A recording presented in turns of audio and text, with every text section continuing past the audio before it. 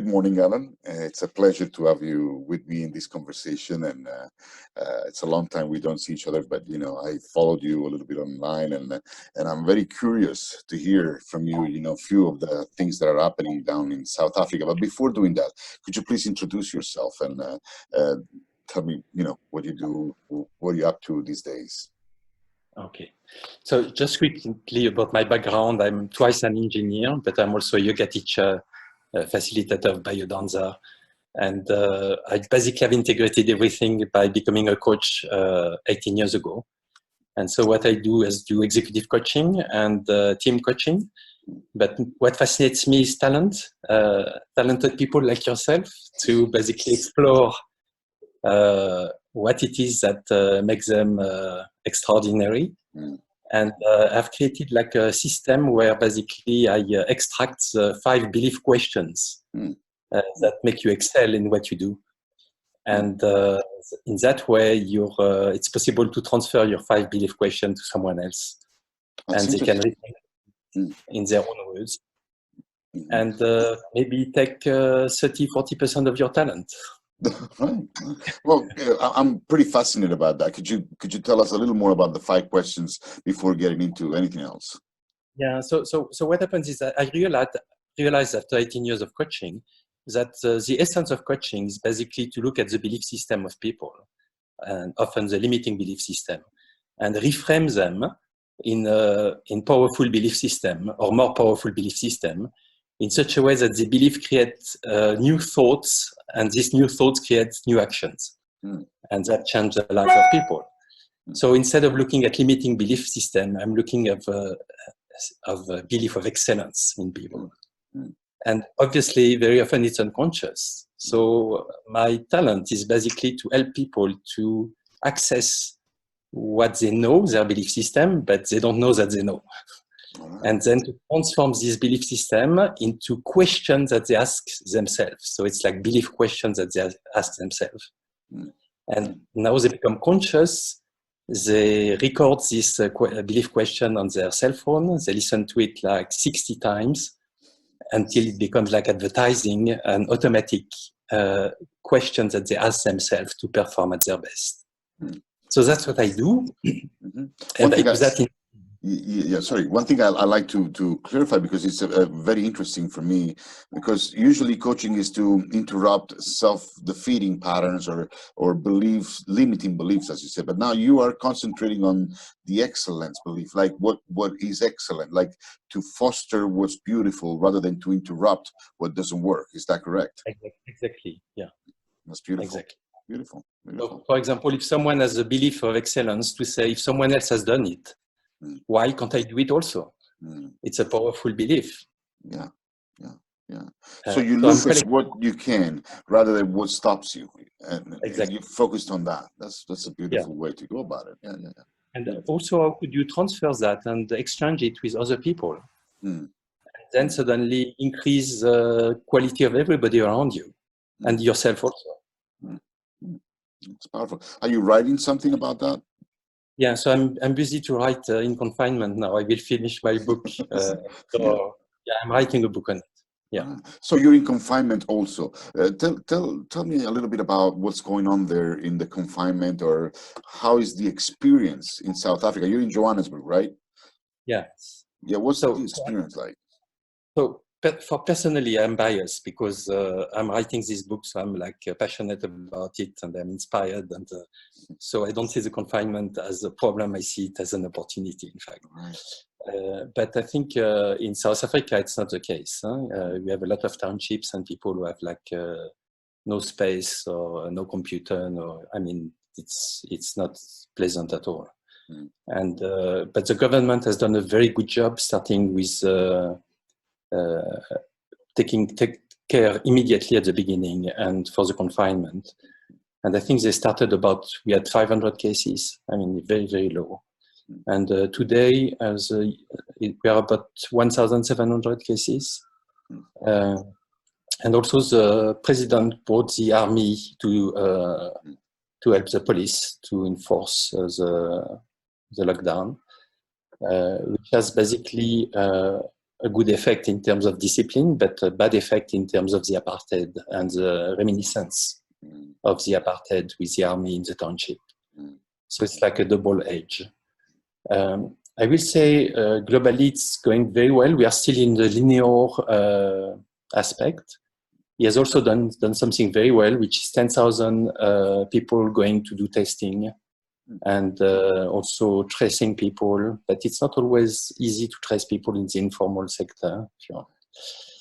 And then we have a lot of problem of people not earning a living or earning a living daily or weekly. And so what do you do with all these people? And it's not in Europe, like in Europe where everybody has a track record with the government. Here there's a lot of people who just earn money by themselves without being in the informal sector. So it's also difficult to help them. Like I can see there is still like beggars in the street, you know, at the traffic lights, and they should not be. And also the other problem that we have is that we don't have masks. So even the people in the medical field don't have masks. My wife does not have a mask, and she's a doctor. So slowly we get problem. Yesterday, the news came in Durban that in an hospital, it's about 66 people who have been infected. And part of these 66, I think it's 46 or 48 people are from nurse and medical. Wow. Yeah, they don't have the equipment. So that's quite dramatic. Yeah, that's what I will say happening. I think we will be probably the last one to get the mask. And So you don't know how long the confinement will be for? They just told you to be in the house, but there's no date to end the confinement, the lockdown? So the lockdown was 3 weeks until the 16th of April. Okay. But my feeling, and it has not been officially said, that we probably will have to continue. But at the same time, it's not easy to continue with this human problem that we have around it. Because there's a lot of byproduct of this solution. You know, maybe it's a solution for the COVID-19, but it becomes a problem for survival in other ways. That's as you say. But one thing I like, because see, these calls are for people to get inspired, I believe, you know, and one thing that you said was actually very interesting to me. You know, the way you are living this confinement is like a time you take as an opportunity to be able to go in depth on things that you're passionate about. And, you know, that's really something that makes the confinement useful in some ways. And I like to understand better, you know, this part. How can we turn this around and get some value out of it? You know, that's kind of the tone of the calls I'm making, because we all know that this is a great problem. A lot of people are dying, and this is like a dramatic situation. Yet at the same time, in any crisis, there is the other side of the situation, and I hope, you know, to give some ideas to people on how to use it, you know, in such a way that when we're gonna come out, at least we're gonna have something useful, something of value, even to share with people, because this confinement is going to be over, hopefully, you know, one day, and the aftermath is something we're all looking at as what is going to happen. You know, in Italy, for instance, you know, we know a lot of businesses are closing, you know, but we don't know how many are closing, and so we know things are becoming different. But the day we're going to go out, we're going to find a world that is going to have different connotations, and a lot of small business will not be there anymore. You know, restaurants will be different, and so, you know, what would you say? You know, it's how can we prepare for that also? You know, is there something you're thinking, or is there something you can share? You know, I know you're using the lockdown in the best way possible, just to write a book. I mean, you inspire me to do something like that also. But, you know, what else can you say about, you know, how can we use this even to look at what's going to happen after now, and in the world, the way it's going to become? Yeah, so again, it's just my opinion, but I think the world will change a lot because until we have a vaccine, even like flying, probably the flight will be like 50% full to keep the distance between people, so which means double price, or maybe the first class will disappear. I mean, I don't know. It's a lot of things like that that will change. But I think we all will become a little bit poorer in the process because things will become more expensive due to that. And the digitalization of our life is like increasing. I think for the multinational, it's an opportunity. For the big business, it's an opportunity. And the impact on human will be difficult because, like, even for us now, to go and see my son and my grandson, it's dangerous for them and for us. So for how long do we have to go there? And even if there is no confinement and we go there, we must keep distance with them. Yeah. But the little one, which is like not even 5 years old, will keep distance, you know? How can you do that? Yeah. Yeah. So it's difficult also to explain them what to do. So life will be different, but until we have a vaccine, I think after things will go back more or less to normal. Now, are there other ways to connect, you think, you know, because in Italy, you know, to hug somebody, to be close to somebody, it's very physical, you know, even with adults, not only with kids, you know. And now I'm thinking about, you know, redefining ways to connect, you know, like even what we're doing right now, it was a long time we didn't connect. And thanks to the COVID-19, we're connecting at this point, you know. So I'm wondering, you know, are we going to be able to find other ways to be intimate with people? And, you know, where are these ways going to be, you know? And some ways is I don't know. So if I give you a practical example now, okay, where we are in a virtual world like together, but at the same time, if I was seeing you, I would give you a hug. So maybe you can like hug yourself and have the feeling. You know what I mean? What I mean when I say that, okay? Because I think the body, you know, it's like getting something. So we will have to be creative, I think, in the way we do it. I think it's the same with a gesture. I mean, to send a kiss and blow a kiss. We will have to reinterpret things that basically still give you a feeling, rather than just an intellectual word. Right. So, which means that the body will have to be involved. It's quite interesting. Every day we have one of our biodanza facilitator that basically do it freely for us. It's fantastic. We are about 30, 35. And he plays music with an exercise and we dance. So every night we dance by ourselves.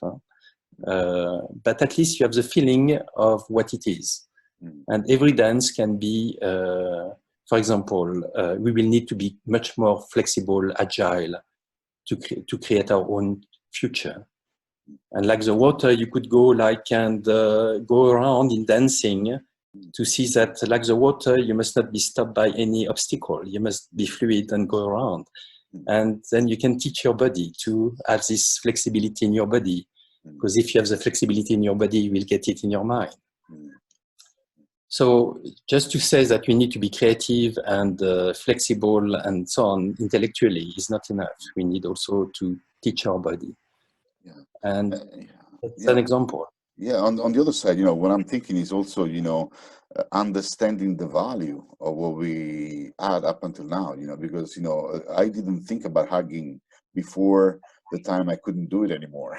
I didn't think about, you know, a nice walk, you know, in the park until I couldn't do it anymore. And now, you know, I'm realizing that you said something about we will become a little poorer. You know, and in some ways, you know, I hear that in such a way that we may start to give value to more simple things, you know, because we were on a run looking for what we didn't have. We were on a run looking for the biggest, the better, and, you know, the whatever, you know, and now it seems like, you know, this situation is calling us to the basic things, you know, to how do we connect, how do we get intimacy, how do we enjoy the little things we have, because life is fragile. Life could be gone in a minute, and what are we doing with it right now? I think that's a very, very important question that we have lost in our run to success or to career or to work or to whatever, you know. And I think, at least for me, that is becoming much more predominant. You know, what am I doing today with my life? You know, because I don't know about tomorrow. The uncertainty about tomorrow,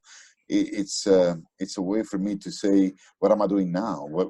Am I doing something relevant for me now? Am I doing something that I believe my life, it's worth to spend my life doing it, you know? And so these questions were not there before, at least for me. They were not there in February or in January, you know, while I was planning my year, traveling all over the place, working and doing and that.